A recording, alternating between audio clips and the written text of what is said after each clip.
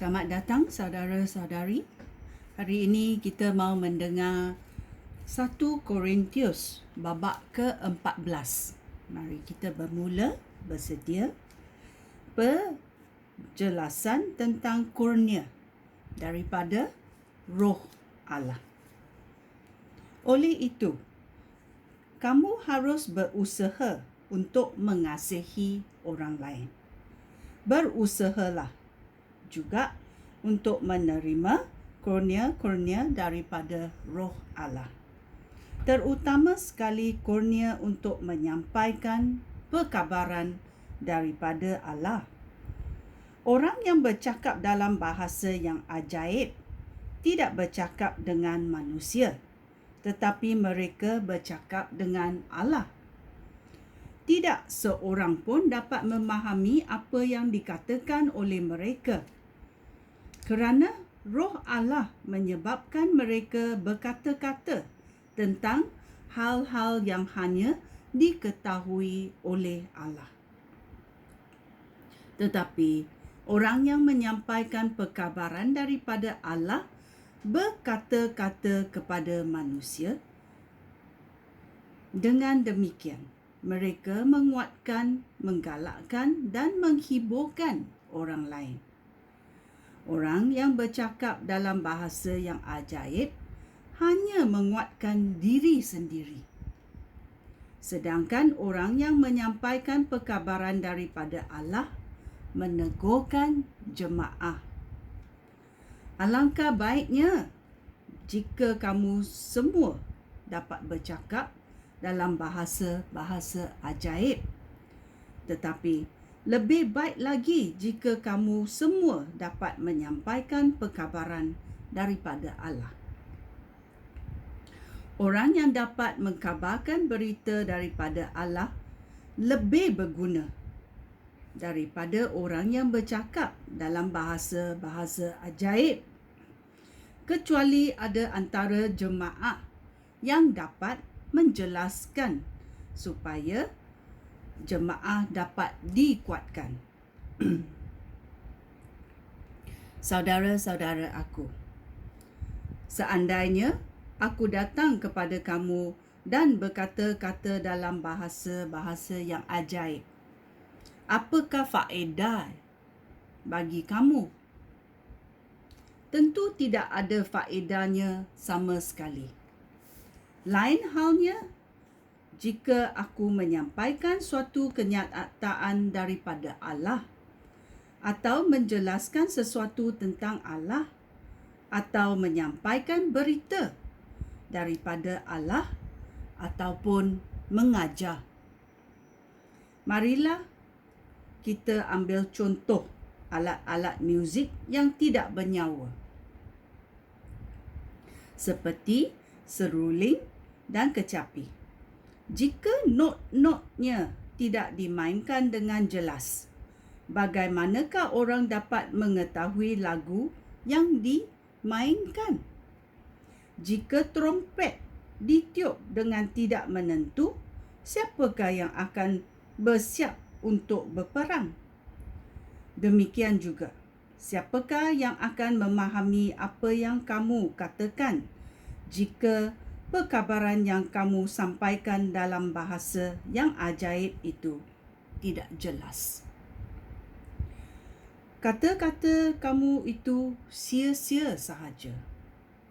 Banyak bahasa di dunia ini, tetapi semuanya bermakna. Jika aku tidak memahami bahasa yang digunakan seseorang, maka orang itu menjadi seperti orang asing kepada aku. Begitu juga aku kepada dia. Aku tahu bahawa kamu ingin sekali menerima kurnia-kurnia daripada Roh Allah.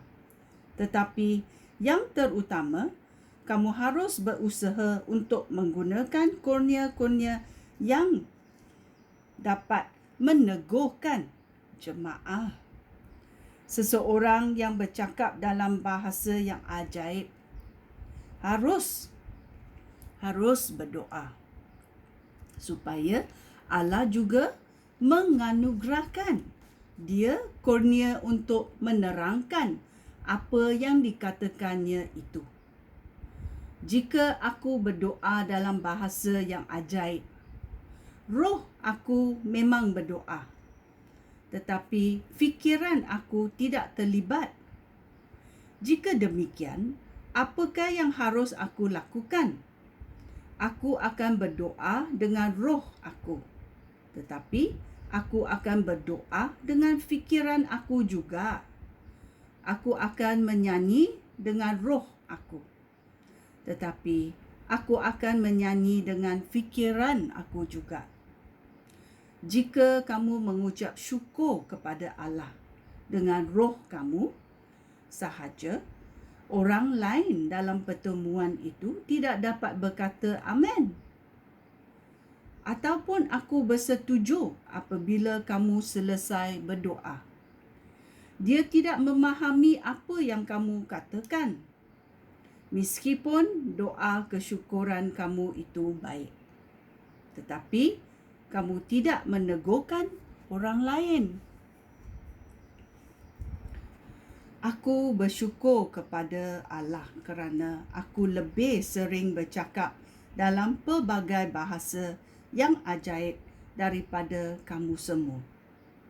Tetapi ketika jemaah berkumpul untuk beribadat, aku lebih suka menggunakan 5 patah kata yang dapat difahami orang daripada menggunakan beribu-ribu patah kata dalam bahasa ajaib.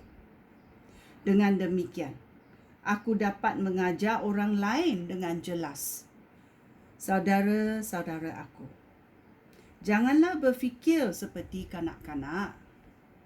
Kamu haruslah seperti kanak-kanak yang tidak mengetahui apa-apa tentang kejahatan.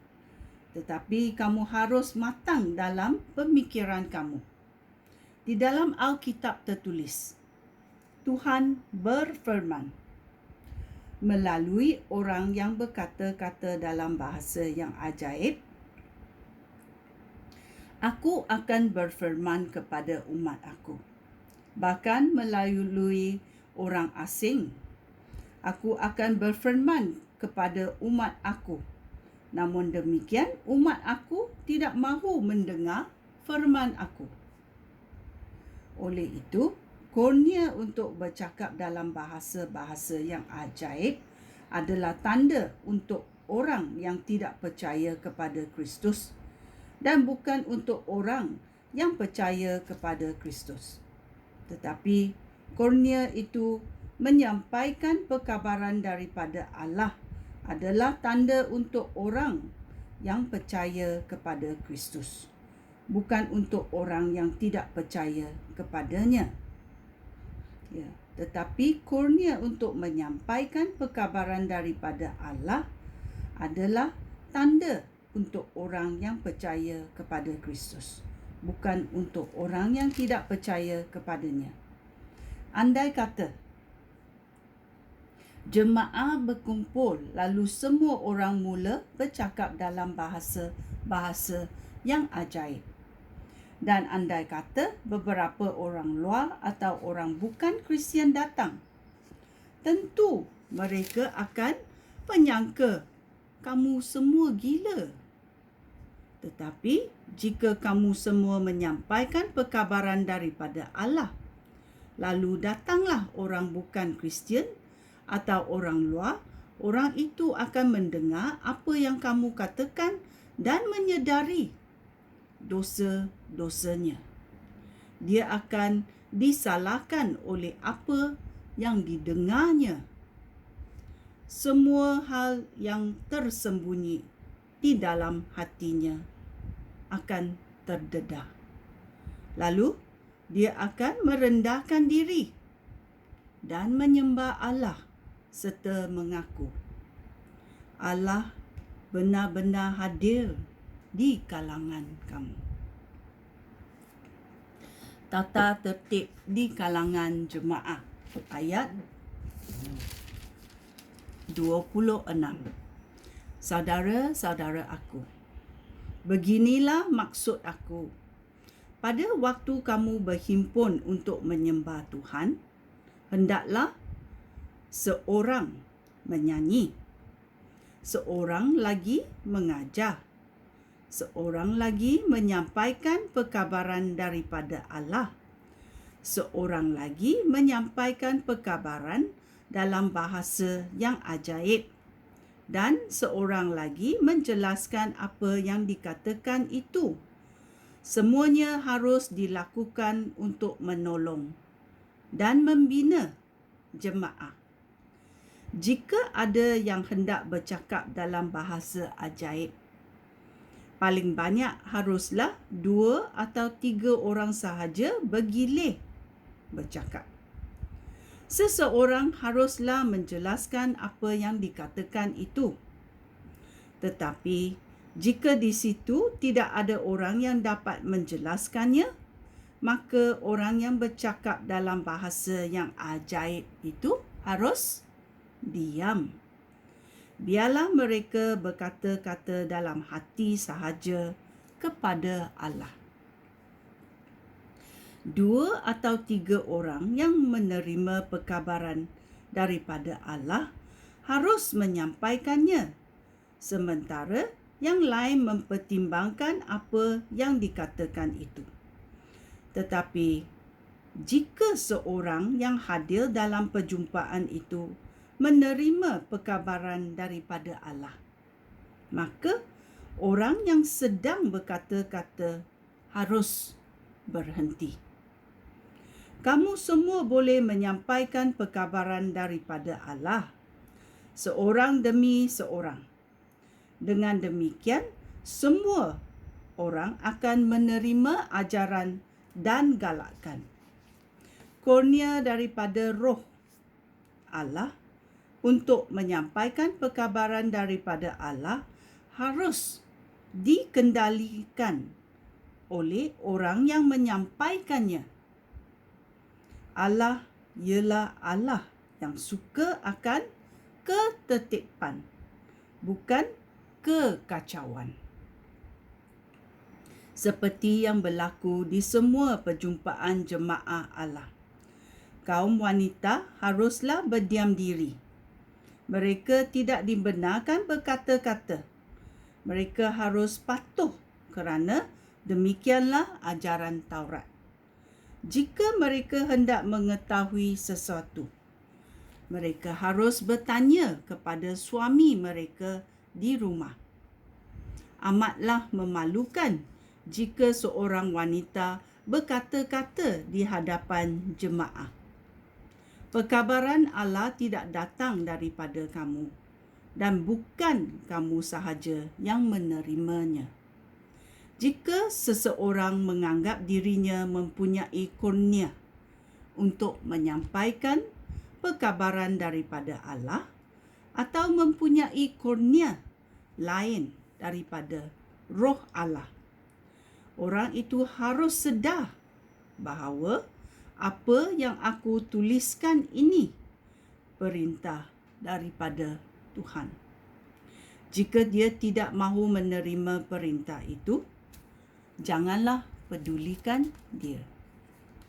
Oleh itu, saudara-saudara aku, berusahalah untuk menyampaikan perkabaran daripada Allah, tetapi janganlah larang orang bercakap dalam bahasa-bahasa ajaib.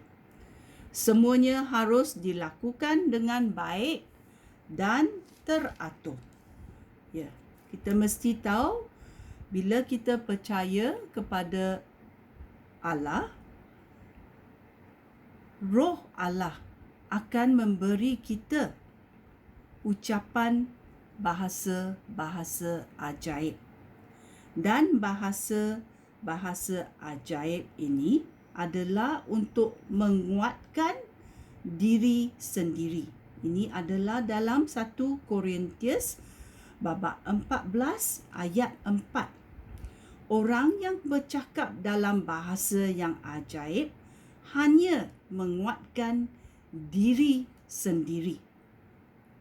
Sedangkan orang yang menyampai perkabaran daripada Allah meneguhkan jemaah kerana jemaah mengerti apa yang dikatakan.